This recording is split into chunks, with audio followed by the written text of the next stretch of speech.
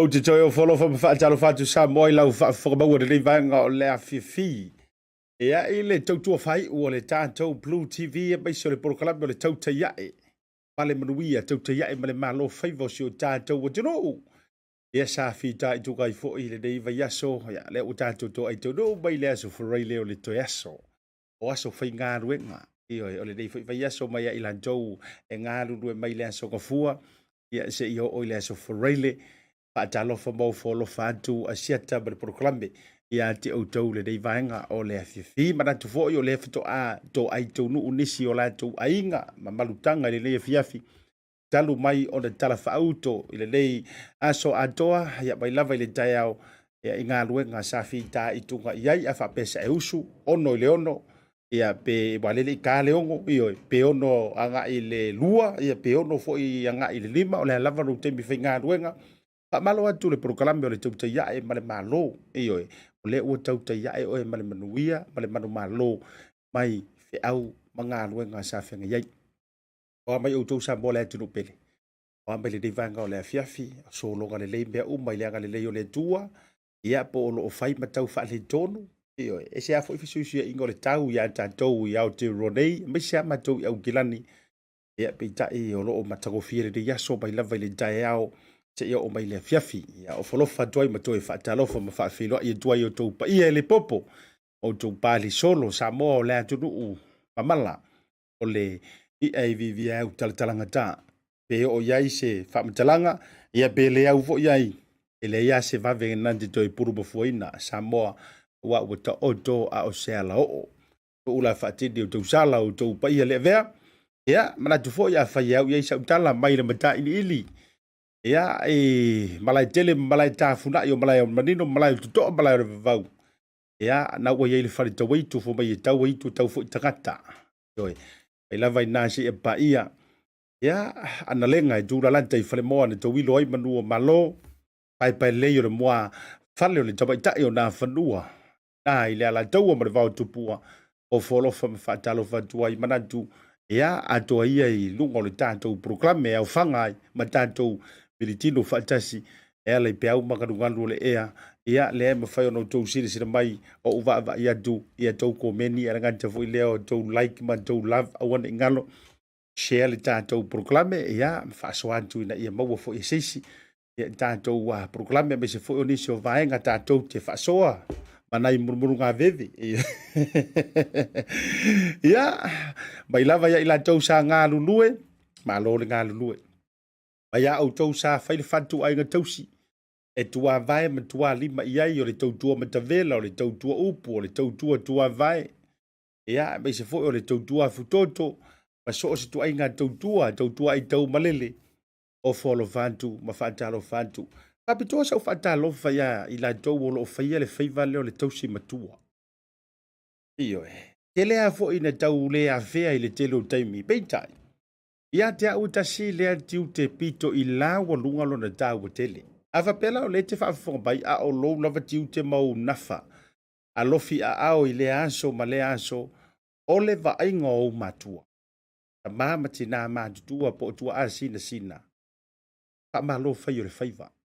Pa malo atu ma whaafita I atu. Ioe, amu ia foi oe.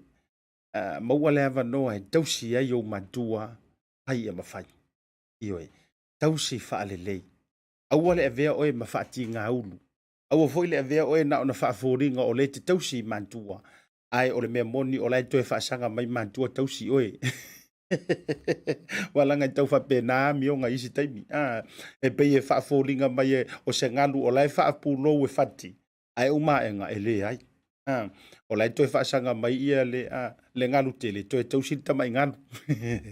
Ia ai o le tu alalo e se foi o le fa malo ma le fa talo fa le vanga o le fiafi o tou o lo faia le fatu ainga le ole tausia o matua vai fa le o la tou la lava mo matou ni usila malu lu tele le taimi o lo ia tatou ma le tau ai le o la tou o fu ma fana fai o la tou tu tingi tu lo le fa fonga le tu no o a uma fo I tu langa I tau mafa ai mia nei o le supo a o le supo lava e feto ai ma tātou ia I le auli po o le fiafi foi ia o le tama foi la le o le kwes koko leisa io le koko pai io io ingonga o tau mawhai te maua fo to ino soaro setu ina la tau maketi Samoa ai alu e te whaatau i ina io ina lo latua e whai ai o lena whamai Asiata te sawi i maua tua i tu langa le moi maro pa u tau whai a soaro setu ai na o soaro setu a te ala tu e fisili ai au te fisili sesi wai le maua isau pa u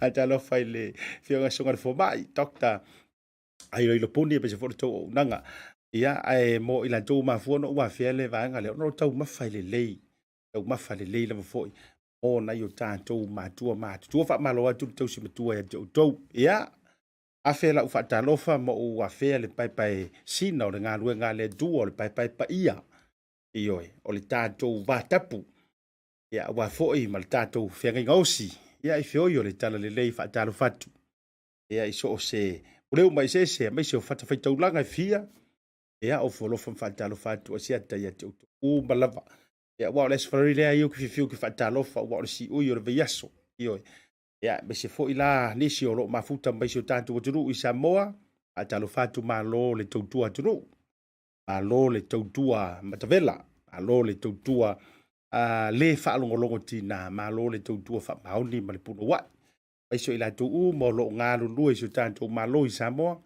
ya malo fa yo le faiva ai se foi la ni si o Samoa o lo sa ili malo i fa foto Samoa fa foto du sila pe America Australia Hawaii ia o le atu Asia o le atu Europa io Britania ia fa solo atu i Middle East ia atu moto le Pasefika wa lava tiu tiu lo te tofi ai ma e tu uailo ainga ma e pele ona o lausa ilinga malo ma ngā luenga wa tu ina tu tau te tau tuai.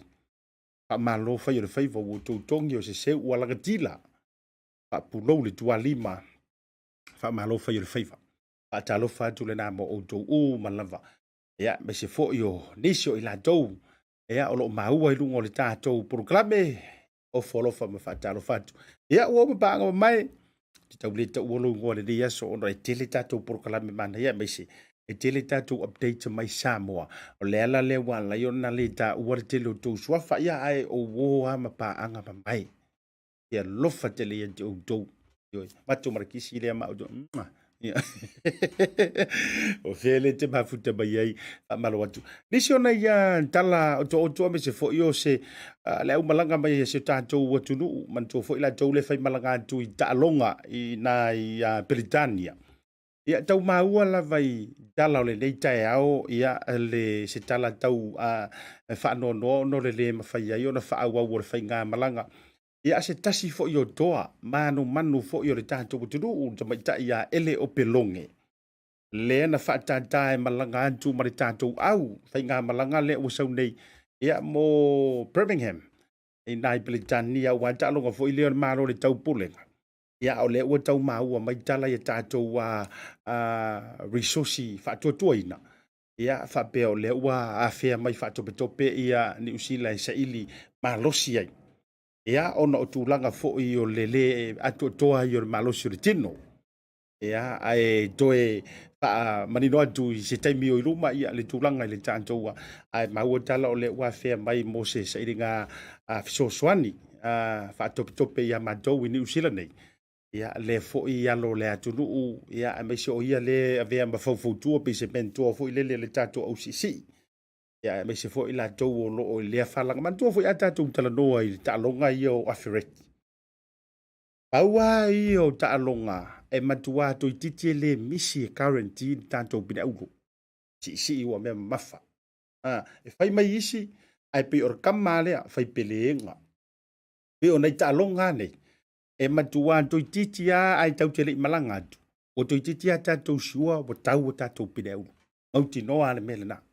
E a pe ila o le tufine, e leo pelonga me se fo i o na tuangane ia ma tu fo tama matua tama ya news New Zealand pelonge e fa solo baila ia le tofine ya ele sa wailesi ona uso fo ile na matua pine au no fo malawi loa ia fa solo mai na yon tuangane la iti te lope ya le ia vanga le usisi ia ai tatu tau fai te talo fa monia fo ile tala ia me se fo le tanto wa New Zealand ia tatu tau fai talo ne to fa fo le malosi le fo i alo le atunu po le fo i toa o palanga maya ia se ili malo mo sio tatou tunu o Samoa ia tatou update mai Samoa le stand by mai ia le to fava ai na Folasa mai se o le fa moi o le open day le aonga ia la fua le University of the South Pacific USP la fua le sa fa tonu ina le taiao po le auli na lela ele ga tala ile ia o sa to fa te pai fo i le fa tala noanga po le press conference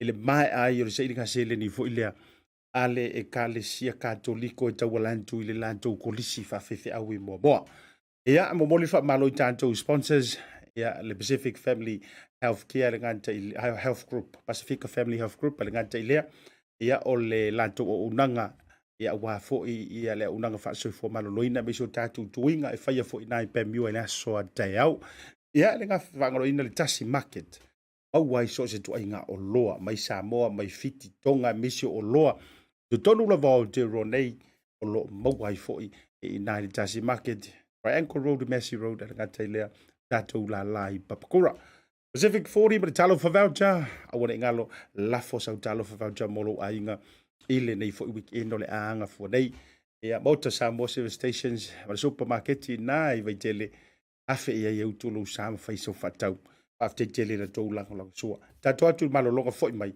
tatou reporti mai Samoa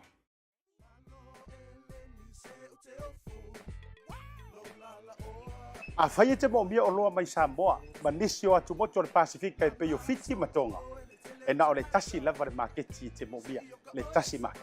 Tasi Market e le ngata i fua whaatoanga e maua foʻi ia fee ma isi me taumafa mai le moana. E pei ona ufai atu e te maua uma o loa mai atu moto o le Pasefika. O le talo le te sila mai ai numero tasi lea o loa sa palai mai le atunu o fiti. Kako karongi ue foʻi ia soi maua foi le umala mai tonga e le gata i lea mo i latou e fiafia le tatou tama o le faʻi e te maua uma lava i le Tasi Market Ai faafetulaga o faalavelave e sa o lelei e maua tatou pusa pisupo tuaiga lelei ia lea o le pama le gata foʻi lea maua pusa moa i so o se tuaiga sizes faapea foi la kako pusa siusiu pipi panse mai gara ka pusa siusiu gara faamolemole aftai tama ia mo fa la vergata foi leo pusa pepe i le Tasi Market e maua foʻi ipu mo faalavelave in bulk i le Tasi Market ia le na Samoa a mai ala ona fai uma lau faatau i nei le ounaga le Tasi Market aua nei e tumuli ae alofa i nei o tatou aiga i Samoa o le feagai ma le koviti e iai foʻi le latou o ounaga ua taʻua o le monogram e lafo ai tupe mo aiga i Samoa e le gata o nisi o atu moto o le Pasefika e tasi lava le nofoaga i te faia ai tulaga uma nei le Tasi Market fale o loa i Massey Road i West Auckland a le gata i leo Papakura i South Auckland. Can you be my wife?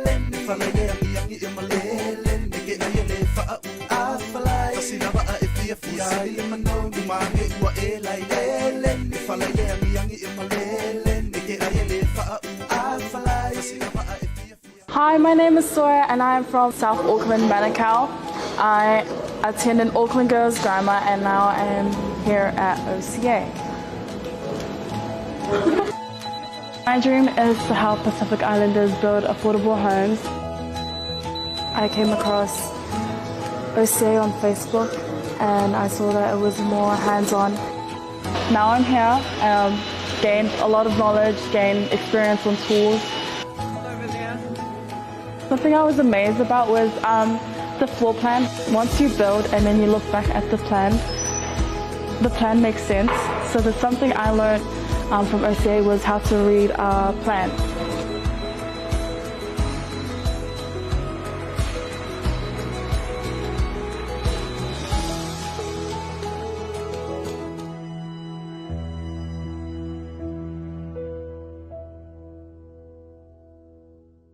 Ia o te momo no faatalofa mo faafelo ia tu i le paia o le tatou tunu le au mai moa ia me se foi o i la tolo o maua mai le siuafoga ma le tautua nei ia le tatou alaata ia o le BluTV ia e pei ona iai foi ia le tatou vaega faapitoa lenei o tatou tala ia o mea o loo tupu i lo tatou tunu i Samoa nei ia o te faafelo atu foi lau fetalaiga asiata ma lo lava le saʻi valo foi le faatoatoa wa foi le tautuino le tātou tino ia e tawala tu le tātou tautua mlaunanga fa salalau ia I lunga o le tātou BluTV maise o le polkalamel nei ia fiafi o aso te tasi le Tautai A'e ia ua mawhai ai o na maua mai ia nisi foi o vaenga o me o lo tupu ia I Samoa nei ia o te tūlanga masani ia o se vaenga foi o lo iai le tau ia I lo tātou motu nei foi I polu ia o se vai ia whapena foi nisi o motu o le tātou tino I Samoa ia o whapena o ne langi le lei ia maro lau sia lau foi le anga le lei ma le lofo le atua ia I tūlanga I pio na masini ai e wia ni fisusi ia tūlanga o winga o le tau, o le taimi o savili, o le taimi o la, ia o nai ti munga foi, ia a o le malulu ia I le po, ia o le mawhatu salia, ia I le tūlanga I pio na masini ai, ia ai le manatu mawalunga, o le ua mae a matau walunga le lei tele o ngā ruenga, ia o malulau tele o le tātu tino, a mata mai lava, ia I lau whai ngā ruenga te tofi o le tua, o te tai o le tātu tino, ia se pa ia lava le tinifu manai whanau ia o mahea fo ia onga nei va yaso a wau te manatua o le sofo ia le fu ni tele in fatino inai ia le aso mo matua po le parents day inisio a onga fatala noa la tu li poti ma la tu tau mwhinga ia fo ile nei va yas vai tau le tau sanga ma nei fo vai kuata fa le onga ia e wilia ia o le tulanga lea na ia fo ile nei yaso ia sa ia se por kala me sa fa pernau tali malo ma tu va te sia fo ia le tatu USP ia po le University o Pasefika saute ia ilona no fuanga tu ia la fua ia le ia le fa mo le open day ia po sia so fo ile te tala le avano mo alo ma fa na mo so seis ia am fai onanga ia tu sei mo ma wina ia le tūlanga o ngā luenga whaatino o meise o awa onga o lo whaapena o na o tau wina ai alo ma whanau I te tonu o le University o Pasefika I saute ia alo fua ia sa mai tau wina le anga e te fo ia nei whanau a onga ia e mōli mawina fo I lea wha moe mai kolesi te tasi I te tonu o le tātu. Tino, na maua lewa noa ia e whaapena fo I o na whaatalano ai ia le whaatonu ia o le tātou onga le nei lusa pilo na la lai nei le fua ia le fionga foi ia to o le ava Dr. Fanafi le tangaloa ia usi mai ai lo fa mai mo ma lo fa fonga I le tātou fa tanoanga nei ma le tātou fa tonu o le onga le lusa pilo le fua ia ma lo le ona sai ia o le tātou tunu ia pe ona sila mai mo mai ia o le awina atu ia le tātou le potina nei ia inei le no fuanga o le University o le Pasefika I saute ia inei Samoa ia I alafua ia mo le silafia o le University le nei ia o lo whapena on autava mai ai nisi o alo fo I mawhanau mai nisi atu mo le Pasefika ia le ala ia ilona le tasi ona laumua ia inei alafua ia I Samoa nei ia o le so las foreigner nei le o lo whataunu inai mawha Ni nao na Tautai A'e stasi polokalame ua whaingo ina o le open day. O le polokalame le nei, hia e te talai le avanoa. Mo alo ma whanau, ma so se isi lava. E ma whai o na sia le no whanga le nei University o Pasefika I saute. Ia I le tūlanga fo I alatou ngā luenga o lo whaatino ai. Mai se fo I o niso matata ese. Ma niso mata upu o lo au tauina I te tonu o le University le nei. Maualunga le Pasefika I saute ia I nei alfua. Ai o se taimi o iluma o le amwhai o na angai foi ia maasesi atu I nisi o vaenga ia olo iai foi ia nisi o mata upu ese mai se foi o nisi o alo mawhanau le ua asia ia le laumua nei ia pe o na silofia o loo iai nisi o kolisi ese ia o le tātua tinu a mesa lava upolu nei ua mawhai o na ngai mai mauto wa mai le sol nei ia moni mawina ngā luenga ese o lo whapenao na whaatinoina maa o ina I tutonu o le laumua le nei ia o le University o le Pasefika I saute I nei alafua. Ia talofa lava lau fiona whangafi ia po le whaatonu fo I o le tātou campus nei alafua le USP ia sei whaisina whamtalanga I le whamoe o le USP pe o nei le open day nei aso. Whaftai tere lava mo le whafsili e whaatalofa atu fo I le pa ia ma le malu o le tātou atinu. Mo mai le nei whaasara lau ngai so stafa o Samoa e mai tere larolangi atoa. O le whamoe le nei a le tātou University o Pasefika I saute whaatino ina I tausanga taitas. Ia, e peone silafia sa tele taimi le sa ono vavao o le tātou whaamai le sa nofo whala isio tātou atunu. A wavele nei a vanoa o toi te tala ia tātou a onga, whai ona wheloa iai, whaasoa, ia polkalame ese o lo mawhai ona e a onga tuai mai nei le tātou lau mua i Samoa nei, mo le sila fia, o le lau mua i Samoa campus o se tasi o lau mua e se fulwha tātou University o le Pasefika i saute, ia tunu e se fululua o tātou i tūlang. Ma lo fa tai o le ua fa tau nuina o yes fa mo mo mo mo tele sala fai po a wai mai fo inisio a onga nei le fa mo le fa tau nuina ia le fu. Fa tai mo fa sili o le vai aso asau pe pule lo fa le ia olia a matatu le aso fu le ata amilo ai le university la na fa la wi lo ia onga taitas. A sa ia este fesila fa inga ma ulua onga al tato mo tele sala fai fa inga sa sangante nei. O le lato talo sanga mai mo mia lava le o atu. Le ngata whaatino i le open day o mai ele au te tele o tātou a onga mwhai onga. Ai mana e fwile asia onga taitasi, si sili a ita maiti mea tonu lava e patino i lea onga ma lea onga. E mai ala i le atamilu sanga leo lea whai a onga iwa, i sala whai le aso tofi. Aso whalai le loa, whaatino le open day a tātou i sale lolonga, i le Savai Center al University o Pasefika i saute. Fa mo mo le fana fi mfeona e to sau noa o lea lava se taua ma se fa mo e te tau ai on au ai mai ia fa na wa o le ngato i la to kolisia o a nga tulanga lua ia il fa mo nei le USP. Ile lalolangi le Tautai A'e nei mai se lava i lu i tau o le wha mai ma le tapuni o a tātou a lava. E mo mia lava le mawhai o na wha awau, wha tino tini i tau nu unga o wha ilonga matikeri a tātou wha na wao ngai te tonu o lava o Samoa. O le tāua na o le iai o le University o le Pasefika i saute. E avea ma awala, whai totoa, a nga i isi atunu o le itūlangi nei, ai mai se le lalolangi. E ai le tātou ngā luenga le wa alua e ma le papa i ngala, le University a le tātou atunu. Ai whapena fo ila le USP le nei, o le University fo ile nei a Samoa. E mo o mia ila le tātou o mai whātasi, ina ia ao i tūlanga tau tikeri. E ai fo ia isi matata ese masania e mhe foi ona o tauina i nei i le USP. Ai o le whamoe o so se atunu. Ia o ina alo mawhana. A le leile o nga alo mawhana. Ia Emanuia le lumana i o se atunu. E mawhai ona e sau no i le tau o la wai mai o nisa matanga luenga se le malo ia il whamoe le usapi, le open day. A whapeo le la alu sau whainga malanga e se le tau o lo i lopo le ale sini le te anga iai. O le tāule na o iai o matanga luenga o le malo, pisinisi tu maoti. O le tini le na, a umalawa onga, te anga e te ngalue i, e te tautua i na, e sa ili e se mea fsosoani i lo a inga, nu umalawa e ka le sia. O le aongale na o le open day te amata ona e Vaai, i le amatanga o le whainga malanga, e sila fo i le taunuunga. Mole lau whionga whanafi ia sinau whautuanga whalau ai tele mo alama whanau o tausaili ia se tūlanga fo i lea po wheanga iai po le usapi ia po mese whau polo kalame o lo au tauina i tono le tātou University o Pasefika. O le University o Pasefika i saute e awano ai so se mata upolo o i so se University laulangi a o lau lui i alama whanau a Samoa wha umalawa onga. Tele whai toto e mawhai ona tatala pia mai alau a onga.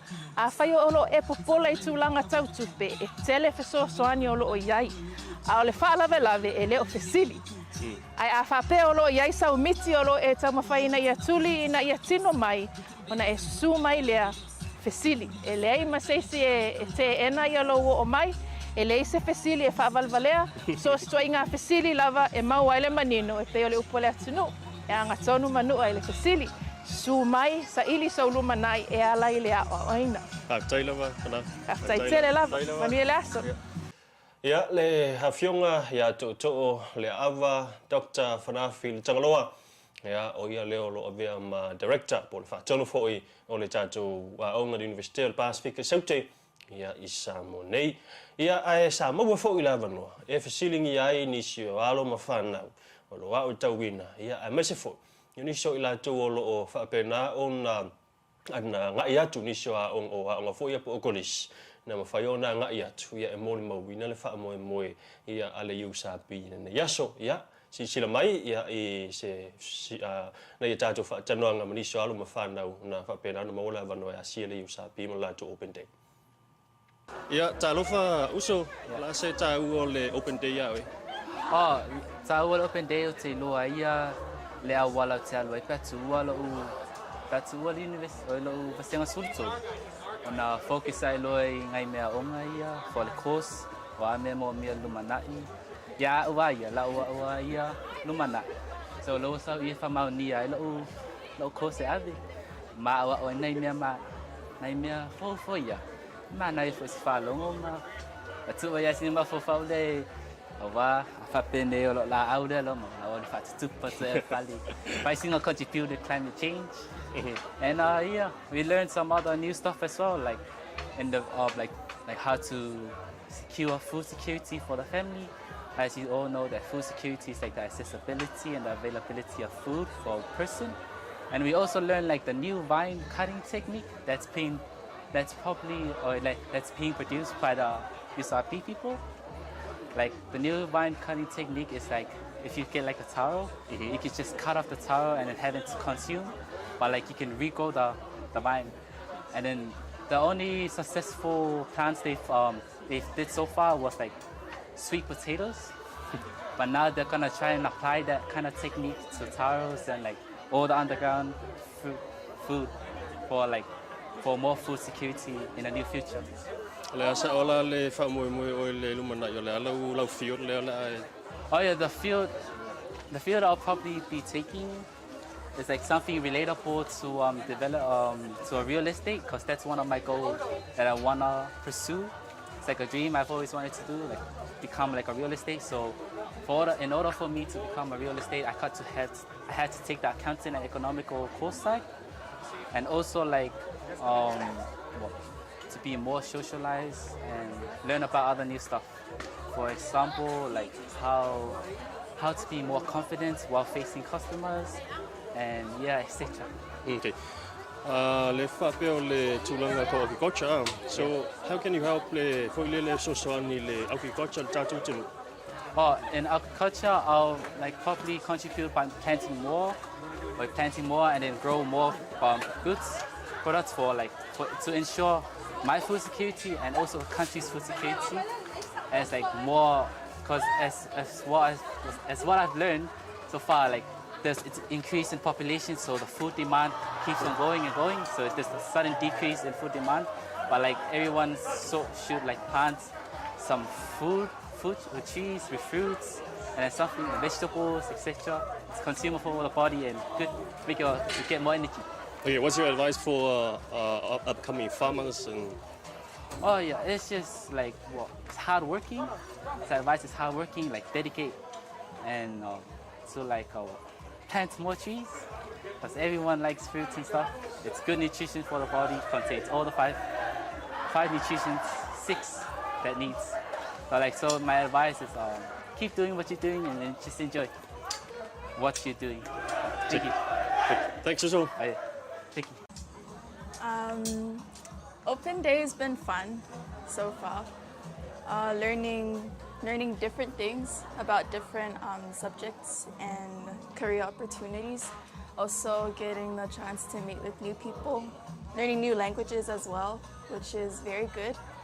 And yeah, as commerce students, we've had a good time learning about programs that USP offers here for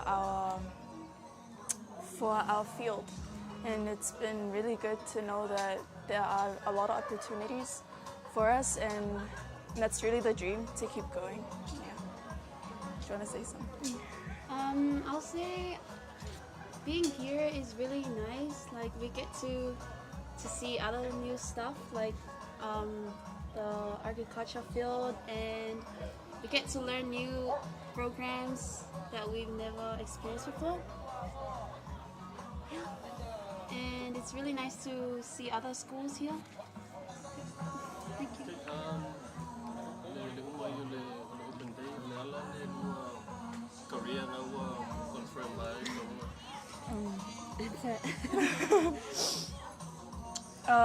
So far we want to work and fat.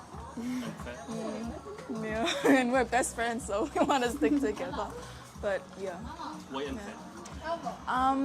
For me, I was immediately attracted to foreign trade with different countries, which is what I'm really interested in. in economics and being involved with the exchange and the trade between Samoa and foreign countries. And I want to be a part of that, and also to be able to represent Samoa in a way. It's been the dream. Any advice for students? Advice, keep going. It's onwards and upwards. You'll struggle along the way, always. And always trust God. Always trust God. Yeah. Thanks. Thank you. Thank you. Talofa Lava Anderson, can you briefly explain what you're doing here at the USP? Hello. I'm studying agriculture here, so animal science is my program. And as you can see here, these are the main feeding that we usually give to the animals. So this one is the chicken. We have different feeding for the starter, grower, and the finisher. So they have different types of mixing. For the starter, we usually give enough protein so that when they grow up, we use another feeding for the grower and for the finisher. These to help chickens to grow healthy for consumers. Can you explain what's the benefits of this ingredients composition for the the chicken farm? Chicken farm. Yeah. So what's the benefit of this ingredient, as you mentioned?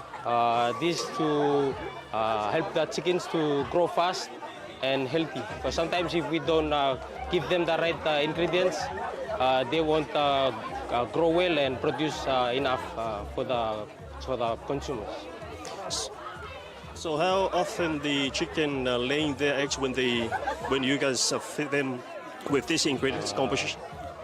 When the feeding is good, you'll see the performance of the chicken. It will get a good outcome of it. But if the feed is not well, you won't get a good outcome. So it depends on the feed. Thank you so much, Uso. Thank you. Okay, Uso, asi faina fa matala arka ul fa moy lenga wai mail open day. Time from city yo. Stereo le au ngao ni wa kong ho mo se che okay. Frangale mo ma ko au feti ne la mo me ya ta sang mo. Mai la ya ro pa piano tele yo nei usa man tu fa tu mo fa so me ti ma. Ya isi fi awala ma fa ngo fe ma tu te ma wa nei awan ma tu ma nai Lad log bao se vai chemi ni wa to do mai feng chao điều rang aro i điều te feng chi Okay, so o mau tu lau feeling lam ta ko ave ma lau ngar wenga lumana ina wai mal open day la sang ngar wenga ngau fa moi moi yo fem pop si yo mo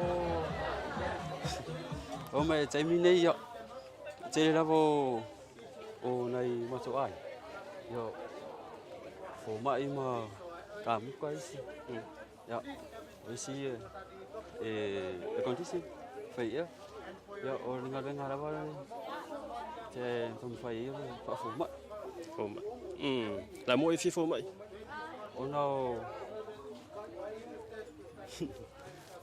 ở đây sẽ ở bên nào, vậy phải mà tôi đây, và ya mà nãy mà biết, check you so, check. Ia ole na ua mai mom fa fonga le tātou tunu ia i le tūlanga pio nei ai ia fa moe nei ia ua fa pena ona tani malo ai ia le University o le Pasefika saute ia i lona la ia i nei fua ia po Samoa nei ia no la tu fa moe nei ia ta open day ia i se tūlanga lava ia se fa mtatalaina ia o se vaenga fu ile o se aso e tatala atu ia le avanoa e mawhai ona awai mai ei so se isi ia o mtanga ruenga o bisirisi a pena foi ia ma onga konisi ma onga tūlanga lua e moli mawina ia tau mawhainga ma tūlanga foi ia o onga o loa o tawina ia ma o awina i tutonu ia o le University o Pasefika saute ia lai pe ona silisila mai foi ia mai mo foi ia ini fa matalanga mai foi nisi o ala mawhanau mai kolisi ia ua mawhai ona tau mautu o la tau foile o la tau fai unga ma la tau fitifilinga ia isa la tau lumana ia maisha mata upu ia o la mawhai ona o ina ia mo la tau ngā luenga na lumanai ia ai o se tūlanga na iai ia se tātou ni poti ia mai nei i le University o Pasefika Sauta ia i lona no whanga utu i nei alafua.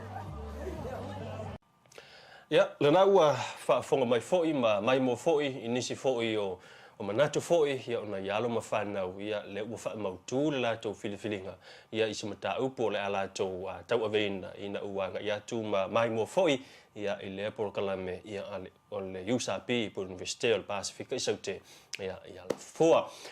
Ia o whaamautu no mai e le Fusilio Pulenga le mta ngā ruenga o tira mta mai taa ia tina unu maanga fsio tai tukta mema motu sanga.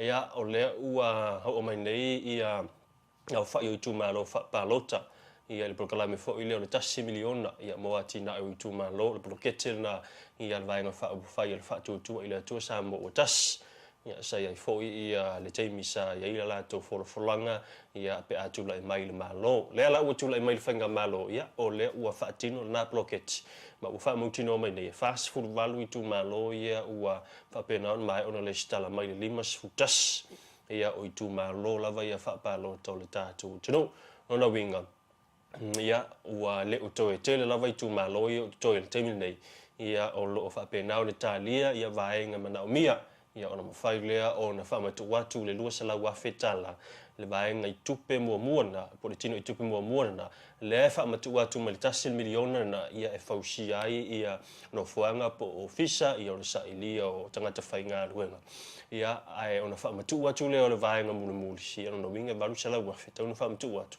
a to ia ilu miliona o le tausanga mua lava lea ona no fua inga ne ia ona mawhailo na whaatino ni se polo ke TSS ia o silfia mai le fast food valu lea ua lestala ia e ono a e valu ia foi ia i tumalo le ua mai a on tala la tu ofisa ia fono fa vai i tumalo ia pe on tala ina vai asu talwai mai masina talwai ia o le tulanga lava na le ua tele ina fa nga solo ia na fa moe ia mo le tasi miliona o le bloketi mo le fa le leia ia o le seifu manuia ia mai se fo yo atina e o nuu mafioanga e mai so i tumalo te tas le i tumalo lima su tasi tono le tatu tru ia ona tawalunga leo se tala mai lo tatu tru i sa monei o le so ia sa wa yetuai se felo inga ia ma le komiti le sa ili tupe ia ale kolisi o telo sia ia i moa ia por kolisi le o tawinai ia nisi fo i o alo mafana o le tru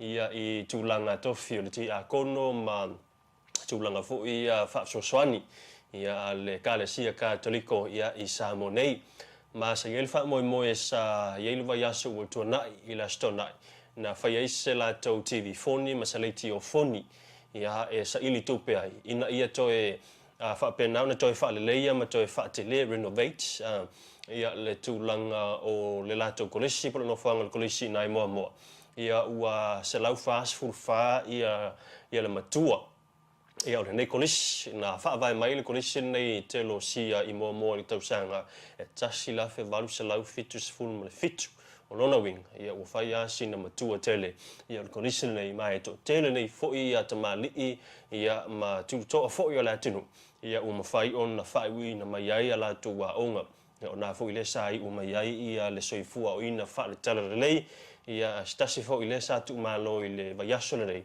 ia le sunga le ti akono ia kasiano le pepe le sa vea e matai fono ia o le fono fo ile e kale sia so fa tasi Samoa ia le ia le tulanga na ia ma o le wa fa la wiloa e lima se lau ma le fitu wafe le tupe le sa o ina mai ia ile suenga tupe le na ile stona o vai fa lia te fono ia o le komiti sa le tupe ia le kolisi o telo sia e moa le afionga ia tu ia opo a liki a Andrew aliki ia o le u ia fa moe o le va se fo le songa fua o le amatalia ai le fausia ina ia o no fuanga nei ma le toi fa le o le wa mata ona teu le taimi nei e pe ona sauno ai ia le sunga foi i le pule o le kolisi ia fa pesa amino ia Victor ia o le wa mata ona teu no fuanga na ia sunga fu ropa o nga wenga ia e whaonga ai le seleni 5 sela mbal fitu afele ua tonu nei o le account ia ale aonga po le kolisi o telo sia ina e moa o le whamoe maulunga na ta ua ia le taitei fono ia le fionfo ia tu ia aupo Andrew Alec ina ia mawhai o na manino ia vaenga umai ia le ufa Britani o le transparent ia nona winga ia ile whaatali ia se ia mau uma le 3 miliona nei ia o le a whapena o na mataloa ia ile tupe lau ia mau se awala fo ia e manatu le komiti maisa o le taifono ia o le a whapena o na tilo ma sila mai fo ia tangata lotu ma inga lotu fo ma ila tau nei umai lea onga ia ma whapena o na foa ia pea ma o le moe au tu ia e pe o na ta ua le taifono ele o tau mawhai ia le kolisi ma le kales ia aisi ia o le tau mawhainga ina ia mawhai o na le fo le lato wha moe ina ia wha o ngā fo ia lo mawhana uloa o tau ina le kolisi ia whainisi au ala sa ili mai ai tupe ia ai e fisosoani le tūlanga pio ina inisi o sa ili ngā tupe ia o na italana o le neiva yaso lau tau wha asiata i manatu ia o le itau o lunga ia le tātou ripoti whaaptoa ia mai nei aspirele ia o le awhapena o na e mai mua mai ai ia i le tūlanga iai ia le whilo inga lea malau tūstala ia i le asona le la ia mal komite le nei sa i le tupe ia ale tātou kolisi o telo sia i moa ia ai o te manatu ia o taulunga tuai ia ma tātou ripoti o nei vai a so malu ia tele pa moe mawhai o le tātou o tino o whaasoi ia ko sala uma o donate it's ongoing ka pun foi hakuri lau o oia ke ma lo ko video ba e una radio 3 million will continue ko fundraise we can go if we have to that's a big thing na fe lo ko ni na response fai o le lu ama lu ya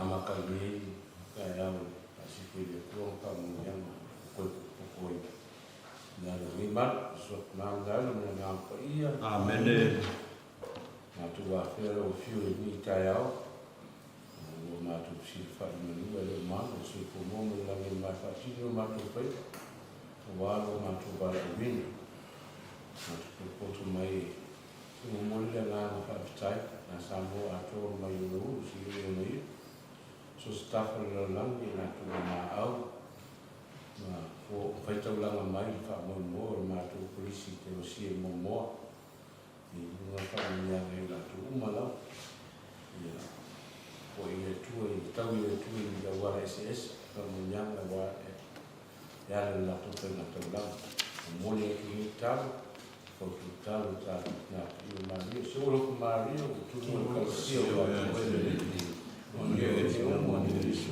ko wa lo ma ri pa ya ta na tu i ta sa na tu ta na ta sa on na ko ni ko ni so ko ta ya ma na i amen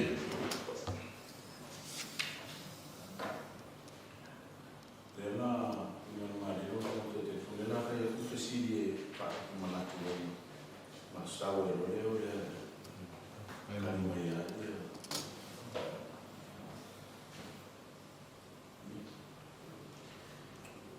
malo la se fu o le asita si tala mai fa mo mo e ko si sa fa pe na fa ti nei nei sto na ni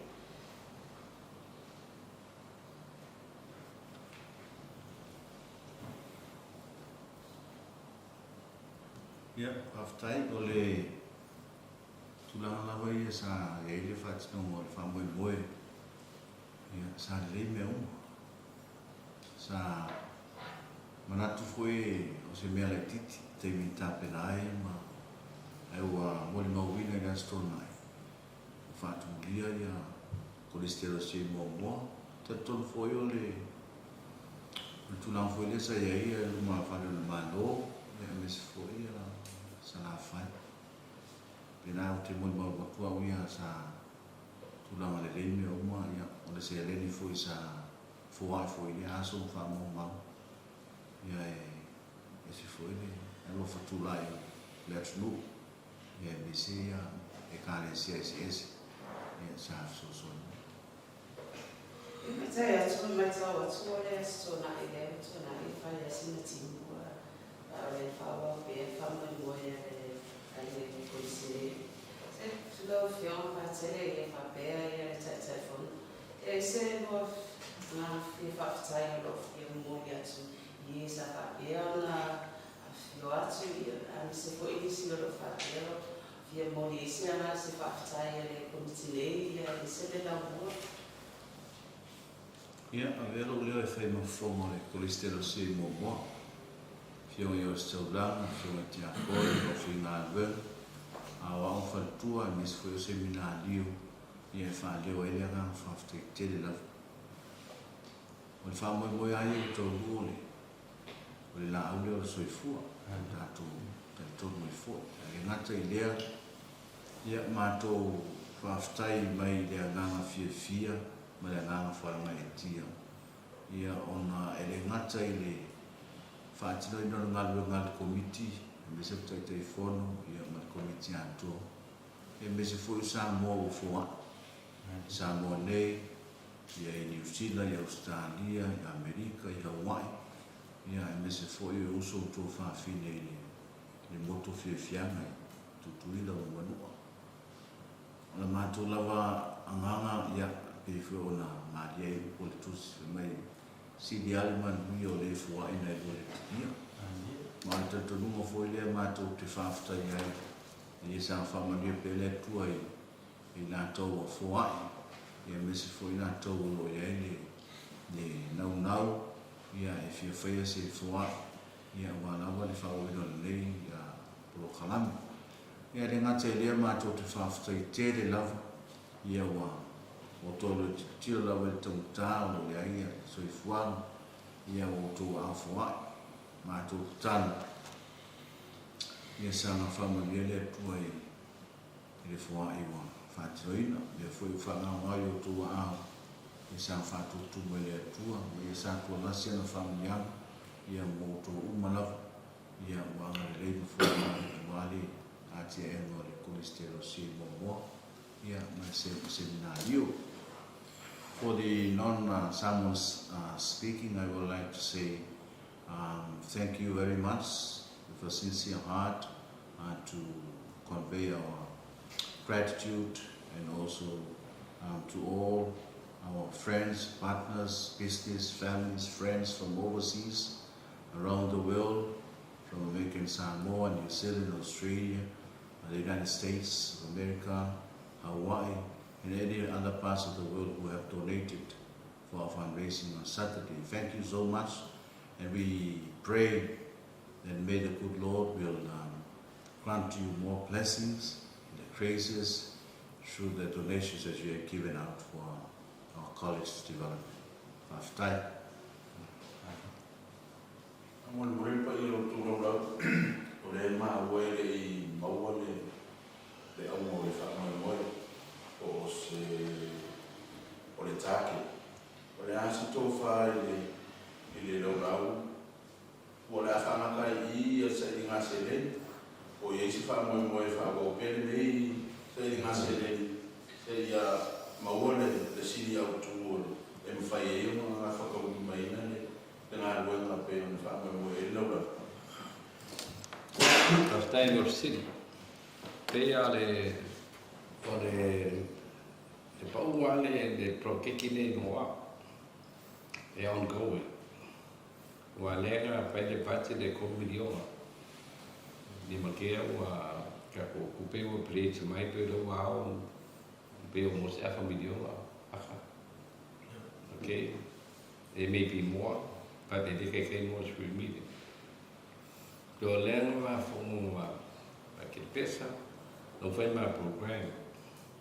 A maka verso le. Maka le ifare a uma ma le library mo unsafe. Le mo kamu pa le la fai di Bluwave. Efficiena koe linga leiba omi. So it is a concrete que la fai quite cool system of Bluwave, just labor and materials. If we control the well, if we are a account, we control it. So we will request the media before and after a uma na whengo whare a uma ma library there, e ma before, poiaka, after, poiaka, so that it transparent uma me uma. E ngai no fwile donors, mo ngā kai e presi mai where the money is for. So transparent uma me uma. You're prioritizing that. You're sort of when you fight, you're falling as everybody knows, who are old, more than 60 years old. You are fighting umala ye, or bafu suma kuifa. Maumkuka, so in my go upgrade the standards. The standards have to be gone up. So that in itself is more than $1 million. So a fundraiser, the continual fundraising here. Le foi makan way tiba le farm yuka. Working machine at Bluwave so ngai, but slap cover farm. Yeah, the actually active which today for my packet in developments. You may our school law. We have a Soya. Yeah, first market in town. The casino is source of money. And if I pay for more, can you ice? If I may fully, in place, my not one way to my boy, and so you might be now. So we get the momentum going. I'll keep believing in fight. In fight, because I gave 12 months, the 12 months project. If I'm going to my first up, if I'm going to come fight, yeah, when me if my free, my main free, I think that's priority. Yeah, carry on. Let's make fight. If I bring in fight, bring free money in there. 12 months home project. We need that for support. My point could be more. So, Aloha kai whakupoko Samoa ngā te whonga. Pio whamui moe āre a makai i Kolumbirio. A paua me whawhakai e. Nau a sina mi o mai a maro Samoa i sosa kapa. Nau a makai ngaru. E le o whapeo. E le o whapea saka karisi a Kolumbirio. O me sila makango whiro i me kau. Nau a makango whango i ui. Le a vea mori mau i le lako Hawaii. Le lako maau le minusi i kikiru me wa makasingaru. Pai peo le mea ngai kau le karkongo inga i ka ngaka i a papu kongo i sai ngā sebeki. O le fiu whakaringa le ngā whaali au a le lako maa. E pa pai le fiu ngā koe pongo pa ke pisa au a maka le pa mai. E mea koe le a sila mai kako. I le i umar kako whamai mai. O la kai ngā solo mai a. E se ringi mai wha, o i spui kakari ngā ringi mai kia. O le no plan no le ake i le mele ngā whasara lau i mō mela ma accounts. A ke leo kangakari pio le a mai na kua inga ma. O a ole ko ulo kakari o kere whakari ni kupe mai wha. Ianga o sa wele koe wha o mai ma a mea kakari pesa po whakai. E se i wha maungi elu na kofoa. Nā loa ue ana i ole. Ana polisi ki ma ale te afro la fa ko mai le fa salo e me fa lo Lo fiona tai fono e fateo so a tau fo o le o fo ni me wa a tsa na wen pe mo le take pe mo wa a tsa na wen ma lo as if I've seen it if you say I fire le tu pe sa pa pe na wi na ile to fa mo le sto na Maroha tai o le mai ale asto na i o le se le ni lava ia na o na i polu e lua se lau wanu su fitu afu. Tupe a ia cash e na poliki mai le i mo mo. O sa vai e lua su ono afu. Tupe na ia ma le suli ma afe mai tutuila. Ia la whainga mana le tu whatasi o na mo waila i o le o whainga le sa whasara lau atu. E lima se lau ma le fitu afe. Ea le se le nina e na whae roa ki la so. Lima se lau le fitu afe. Tupe lava na le na mo waila. Cash whatasi ma pledges. Te minei o leo wa ao ina mai lava. O le tupe lava lātou ia whātase sa wai ma polu. Ua mo wale whā se lau lima sulu afe. E wa i tono le council temine. O tutuila le ua whailoa mai e le whio mai a pātele. Se mana tua tfoleo le amanoa i a pātele mo se la tararata mai mani. Ma le so upu mai a tutuila. A le kino i tupe lava le nā leo o mana o ina temine. Mai le Lua se lau wasu fitu afe na koletia. Tolu se lau i wasu afe lau whaina atua la. O pledges ma tupe ia na whao mai na stona. Ia lea lau i polu le. Ia lea lau ko kikia mai am sarapeto e la talata se lau afe le o le le mwhaiona o ina mai o le whangaso solo mai lau. Mai lau whaina le no whaino atu. E iai tamata e le i whainoa rato se le ni lasto nai. Lea whakua rato lo muli mai. Lea la whao mai muli mai. Lea mo waila whainga lea. Mai le tilo atu e tūlanga le iai o lo. A mise lama mai whafo, New Zealand, Australia. Lea whaina mo isi walawan nei mai New Zealand. Lea wala e lafo mai le se le ni. Lea whua whainoa atu iai le website ma le Facebook o lo atu e ia maave fo ia runga le messenger ia o wala e lafo mai iwi remittance mai whatupe leo le Samoa Commercial Bank. So le vaenga na o nisi a inga lo wala au mai am whai on mato wo, whai lo mai inu mera na o avatu mato o le whionga e pātere spa, le whionga te telefono, le pia foi le whionga le pule momoa, ia le foi sa whai lo e le vai le Wika General. Ia o mātou umane e whai o na tawa ao mai ei, ma wato e au i siti mo i lātou ia e i o mai a rātou se leni ia ma whaari siti e kuai mai. Ma whaura? Ia la whionga ka te spāke o i whisau noa mai te waina le motu o whaafikia. Le whaafaila. Tano lea e ala li mātou moanga ma mosigiolo i ane. La compagnie. Sano la cosa di wow, cammini lo sul barba.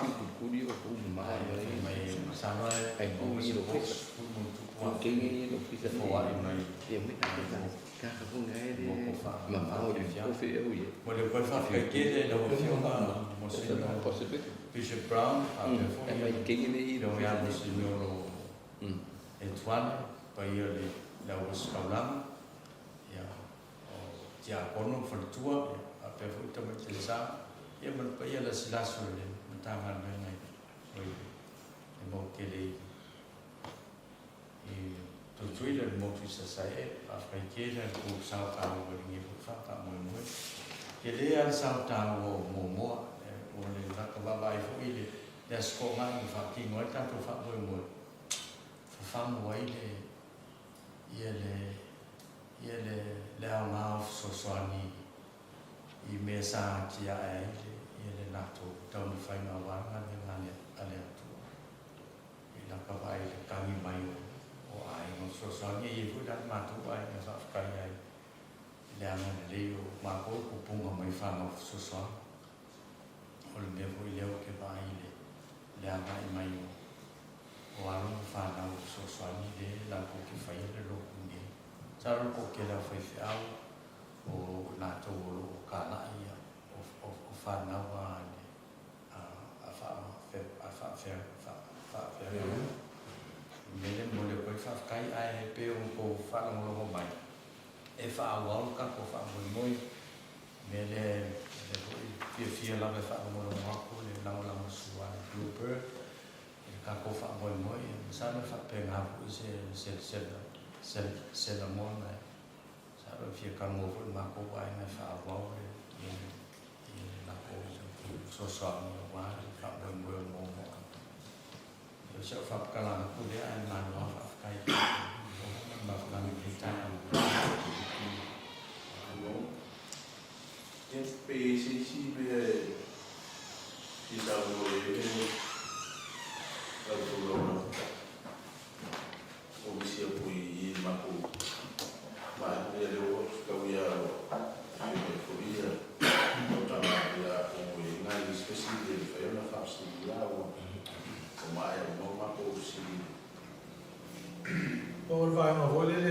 whaelo atu, banga fwele le sa whaamafo le auina me o se leni e miso I lātou sa walaau mai. Ia koe lātou fwele whatua I lomi muli, ia le whamemoe a lepo mai. O rongo mongo lava le wanoa e Tautai A'e la o tofu ai. Mo so se la mo le whatupe Samoa Commercial Bank. E te whio lava iai, ma su iai, ma whailoa iai, lau se leni e whia whoai mo le whamemoe mo mofi ratiko college. Ia whailoa ia na lātou Tautai A'e, te una sao lava I tongo le kampe I Samoa Commercial Bank. Ia ma wha maua ia lau wai. Ia whapena whilea na whatoi Masaru City. Ia wai mataua ia lau whaipea na ia whailoa atu fo ia le mātou komiti. Ia e whapea o umare le telefoni o whapele o mai fo I mare whai e le ai e tadia lava ma le ngā whawhitai ia ma le loto fia fo ia le Tautai A'e pio se le nipi ia whailoa atu. O whafo le whatoa rato I lomu nini. Ia lea lava wa a matama fo wai mai ia whafo mai rato se le. Ia vai ngā le fia whailoa atu ma le a whawau. Tūranga whare e whatoa mau na ia o tuai e tuaina. Awe mo le tūranga whare peo katoliko e iona tuaina e se so se tu o Pasefika. Taipei o New Zealand, Australia, o Amerika Samoa, ma te taina taipei o Marisi. Ia o aonga sa nene, ia mwhala tonga papena. E lo mwhaiona pātangi e tūnanga ia I mo le Nā whaelele le racing o whane nei whaela. Mau o mai mau tūmua wau I wai tōri o nai e tūtū.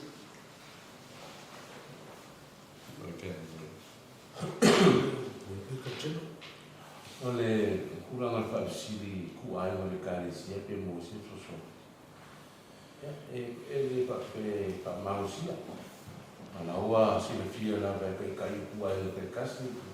I fui ku ai no pela ko so I le fa mo mo la so mai per ku ai mo malisi ku ai no fa ku ai kai e mo ni ia fa foi ia ku mo e fa o ku mo ia ku mo o I lo ko so wa e le fa pesa mo ia fa e se ia fiki ma ko malisi e se bul malisi ni o malisi e kas lo lo mo ba no fa le ka e le nga ko la ku e sa mo ala de ia la kou le Pasefika ko pro salsio ku ai nga uma ia SMSF a fai uma na ko foi uma na wala ku mo le firma pa ke so ku ma pulo kilosia ia me fa mo le so o ma ku le ni fai uma na fo I ku ai ia la tu tala puras le o mo se la fo forma committee mo se malanga fo le New Zealand ko Australia pa tino so sa ina tupe Okay. Pea whakapakere, e reise bloke ke eisi, bloke ke kamwhai a makakuni ei, ne lau ei whamuera, makarea muera. E mahangaia pea whapea Vaai mai ia, kaka ia potential donors, wa makarea muera. Yeah, I feel like for help, but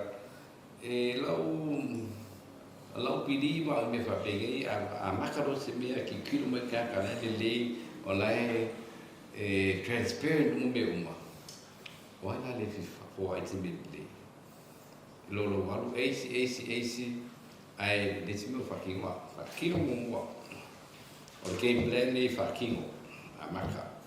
The end of the day is self-sufficient, is self-sustained. La independent photo maya finance como activities. Ele fa mo activities about to support that college. E mga independent financially. That's it. That's the only independent, financially independent. So that a mo ma ku pe mo fight me survive le college. So, if I have a model, business model, even we have to get sponsors.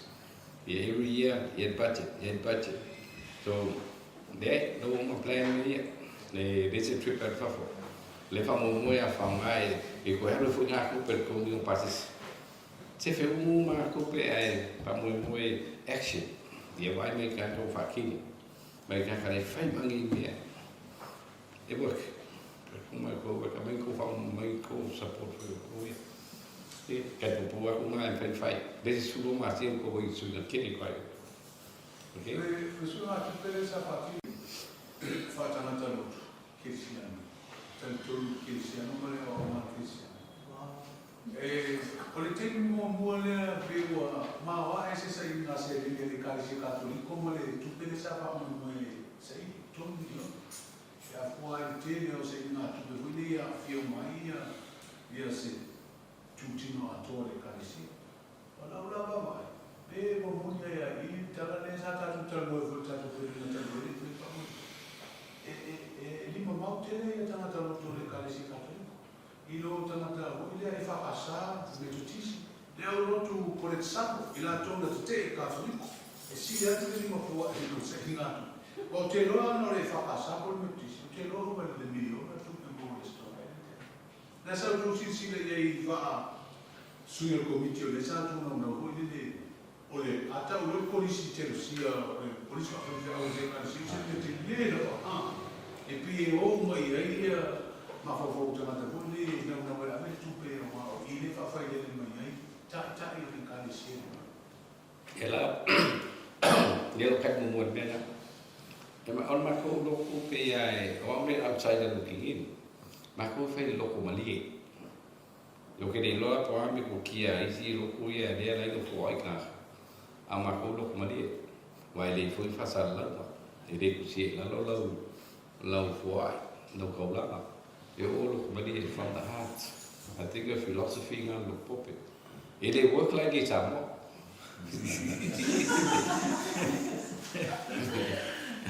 Ya po mula I ke kupe. Ya ma le fa mala mu I think que po kwa ya lo ku ye play the culture ma emotions ma fige wa ka ko ye pala ma ki wa fa la mo le ngol de ka ulanga I oila le na so Olela e compaiana ma kumi e ka break le culture le como e carecia. Mera le subiendo ko approach. E zero ka wanga kupe ma ko fakigo. Ye mai le pe fakigo. Ye lu mo la ko ye por la ko plech. A papeana e le fai vai ma ko policy e fai lo mali. Ya me funga le ga ni fe dai dia de ton at least la le fa sala mai lunga le e media le pledges at least there's some sort of a list acknowledgement ma ko ni ma ko me fa pe e fai foi ma ko ka ulanga lo mali e de mai ngo I lunga TV e fa sa e fa ko le kamale ka de se me de ai awa ko lo mali so le wa me fa pe and I think our policy handle always if fakigo e vai me ka fakigo mali transparently o la di fo o me live fe a fe le fa mo fakigo la na do ngai se le ama ka so fo apa ke o ma kan kiria ya pa porque o verso que era o fogo mo fa le do ma no fe ni no ama ka tu ta sa no le do komiti tu no da portala da na talo tu Tasi messa o te lo che o se la va o se vai me o tu scuo facciamo talo tu Tasi a Tasi le sai ta la mai il pepe sto a fa no lo tu ma tu che non hai nuova io so è o sia si vai a te lo tu si le na tu no va ta si ta la si per ti e lo meu kai fo mai per komiki de kaulanga lokumari ia man komiki e so no ko prefere the college e class la mi a le ko ala independent e ko pen mo kala le e ma course fu Africa ka lo pope kala ka de ai le fa pese la ala ka ka sa mo ko mi ia le ko sa mo nga ko ka mi ko sa no 1.1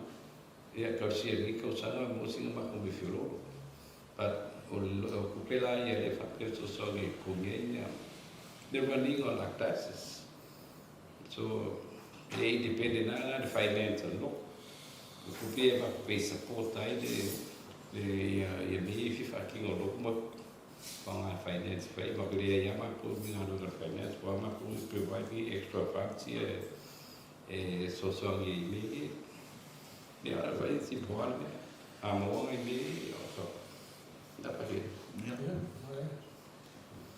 to bed si Lemba watu o watu mai afundi nala o to saving sa kapia o na o ina ia sona. Le ase o mi sa kapia na sa pena ia le to fama o na o ia te tatoni te o isi e ti o fo. A to ma sina o ta pena. Ai le tele se asa ai to fasa la mai uma Falling away, but I say, oh, Miss Out to tap in eye. Yeah, they say, I have a million, no, if I tell you, COVID. In yes, it's on the end. Mai tautai minga makai na whakausanga i se mea lai kiki. Ai fufu ele me ke lele. Sano a por ke reo ke mil masinga. Ma fufu an. Ai o si mea koloa mahu ai o koe kumai naso e koe. Piu kau umira ke pe masinga male afa. Una fasa la o ele me ko mo ale ke ta la par ke ni fasa la o ya. Ai mo fo se de mi umo. Today to say we sa kapia now in ai se de ko viti so se de ni mai ya ta. Para school. E kamala mo fosse só ni fena e materials. Ape wai ka ke fa foi le firme coupe fe mai. E la kuia de no mi le ukai na sabe bluebird e ape mai e piki. Sarò mo che fai le un po' le pickers can't be choosers. Wa kalia mal fa If I can't say everything must go. Kalia so senda. Well, advice is city there. You can bring my materials my fafu. It's cheapest I found here. And we'll come back fruits. A company in the Bluwave, like special deals in shipping companies because we ship a lot of volume. I like my little container cars. You never get a good rates. You make a few set of containers and we get good trade rates. That's why I don't see the Kimi if I come to Panzimai or Kilangi, it can come out because of the freight. You can only put more. You can cover or freight they made Kanzima or cover Kanzima in it. We can go car freights in all over the world. After the profit for me, so a lot of folk I came now and my materials are cheap. I make company if I can work with expensive Kimi kind of profits. Don't worry about bottle. Ora esse mea ganha pega sasi kako le exposure le lama que le media ane kako famu moya ka TV pia ane kako maya e mai ka wa ku pe ale more than 90% of the kind of the ka pope it's all of people because the well covered on TV4 yeah, man, some from TV5. But yeah, man, came exposed for TV1 and TV3. Que de akuna le volume. Yang apio kako Vaai kine kako Taupea. So there's still a lot of room. Bena I was thinking about game plan for young and then the business community will come in. Perché lo come per e che lo va bene per o fai bene perché ne ha chance ai si ma un perché da ma kan fai mana bueno o fa che yang nafi pe e mai kamu con loku e cade si fai e mai che mi fai yang fai media le la americano anche lo puoi fai at cost Do me avo ngā nila ka kope ia e ungu ai ke whai mā komu e kere mā facilities man mā ko infrastructure. Me ngā reo mā mau ki ngoi mā ngui whai o an me pa kere ia whai pe mika i o kore mana wika puki. Kasi me more renovations, so that's okay, we cover that. Ke u hoi o whai interview o kore mana wika Vaetolo ka whi mana reo. Mo me pani pani.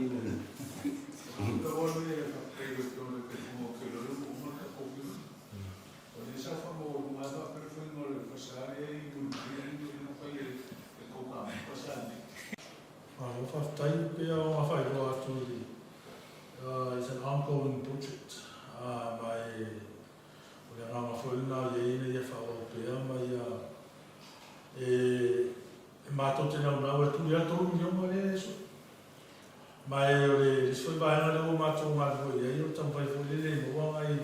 Sponsors for you, they fight out some of the business. If you fight out, well, sponsor whatever you pay, those who are fit out some. They will follow my procedure. Your office here for the if I've been enough, this is my. If I follow the matter today, and the sponsors factor.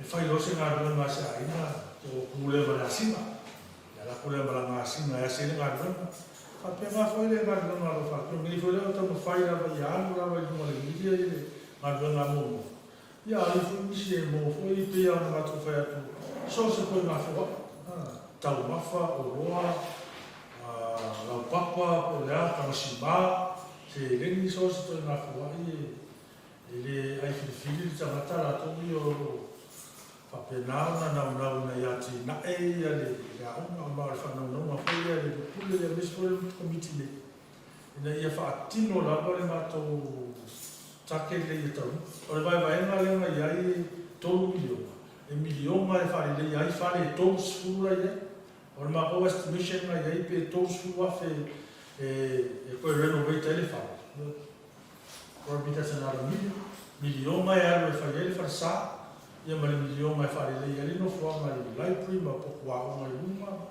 o le kol milio ale foi la no que na uma wa le wa ka mai la familio ia mai salu pe la ka le foi pa usana le mo se milio ia ma fa wa wa ia ia ka mu la va ma ko miti ma ko fa na no te na le ia ta pe le mai ale le ma ko pro ke ki le mo wa to chico college mo le ta usana tai Ya, natu le sisi. Ya, que masala ni fa umanga kako pakakal mo mika ya na ngone ka mo pa. Ni pun fa ngaba fi si mo ba.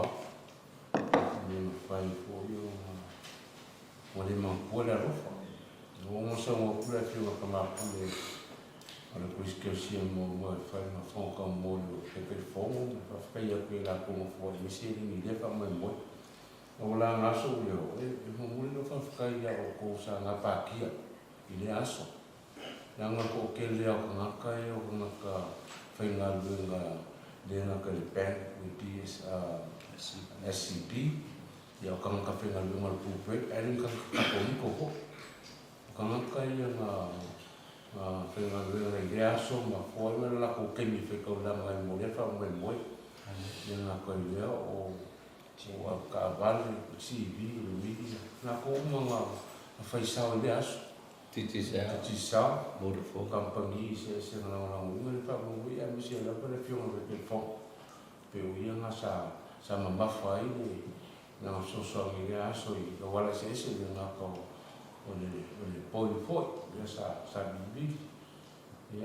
wala ke au mo so pas po na so e ka dia ke le po dia le pe fo ya le na ka dia o ko ni no fa sa la ya mo le ko na pa ka ya pa ka ko ka le sa ko mo la ko ke pa ka so mai le fio le ka ma po le ko si mo la ko ka mo le ko ya ke o ko na le no mo ko ai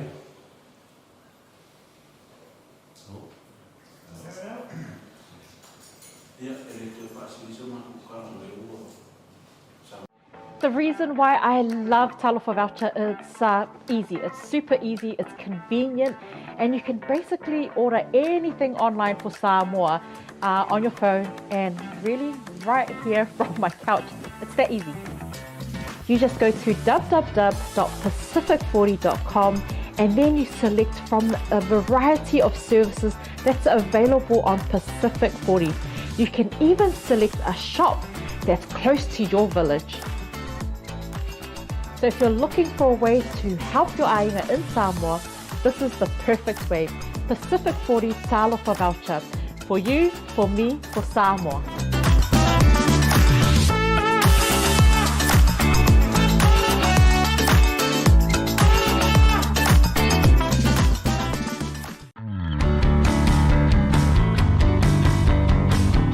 Talofa lava Samoa. O au nanga whaare sui fua maloloina nei e te maua i le au nanga ale Pasefika Family Health Group.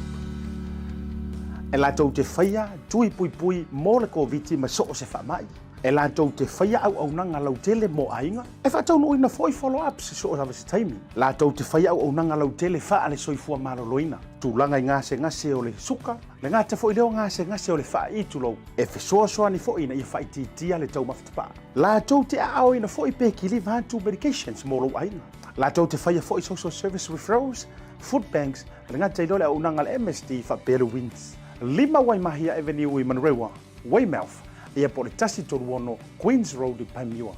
A whapele me whaiona e whio mai, e me whaiona mato wantu lo Maota, pe te wala aule numero le nei o le ovaru se lau, toru lua o toru.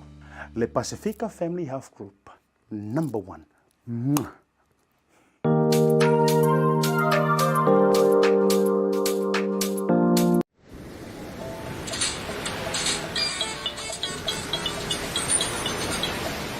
Talofa! Talofa, my friend. How's everything in Samoa? I hear beautiful is back. Back and more beautiful than ever, brother. People are social distancing though, yeah? Oh yes, we're pretty good at that. And is everything open, like restaurants? Oh yes, wide open. Do you know if the hotels are booked out?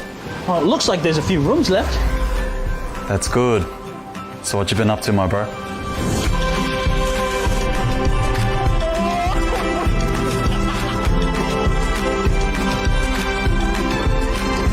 You know, the usual Samoa stuff. Also, I can't wait to get back to see the ainga. You gotta get back here, brother. I know.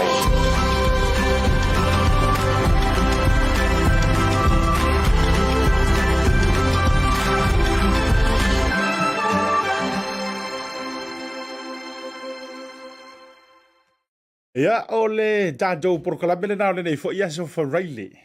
Tautai A'e. O manatu lau fo i o tele tātou prokalame mai Samoa me se fo i o tātou o tonga mai Samoa le alalea ia ua awalalau ele tātou taimina ia o tau sila mai fo i le tele o vaenga me se la fo i o tonga mai nao le ma au o le aturu. Ia le sao tou sa lofai ia il wha moe fo i o le kolisi mo le sa ngai pale fenga i mare kale se katoliko i Samoa. Ai mori fa malo mal fa tele me se fo yo lau au danga mai lava ile so fu se e ba ia aso for really te tasi o vayaso fa tele lo do she no tanto proclame ya me se fo lau like malo sangi sangi fa mau ya ilungo proclame ile aso bale aso ai se la manga wole tau to mali ya o se upu fo o mato so da lafo ma se ngana wole pa o papa ya fa mangalo fa malulu fa no lo finangalo ia la foi fonga va dele tani trunga tai ele tuoro to soifua mo was a weekend saunga le mu ma manuia ia e fo ia ile tuoro na lava vi ngai me tanto te faia fera ile so fu ia e foi fa to ile so taiao mo tanto soifua maloloina me sera unanga le Pasefika 40 Pasefika Healthcare po le Family Health Group ia i tato fa to ile so taiao ai mo proclame la ia le te ia e tato filo ile so fu lo fa tele mo to sia te fa le maru unanga le BluTV soifua mai manuia.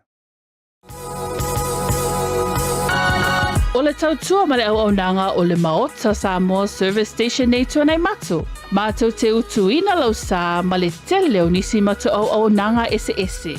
Ai le ngata fo i lea, mātou te siaki ina fo i lau tāwale. Mātou, te sapala ia fo i swa uu mo lau tāwale. A whai fo i o vai pa o lau sā, a wala te popole. Mātou, te sapala ia fo i ea mo lau tāwale. Mo lau nofo sila fia, mua, ta pē lau tāwale pe autu. Lua, ta pē lau telefoni i le taimi e utu ina i lau tāwale.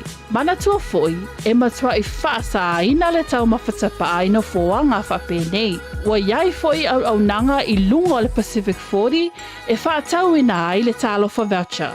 Maota Samoa, o le Maota mo Samoa uma. Mātou te fia e au na pia mo o Samoa, whawhetai le afio mai, we'll see you again and God bless.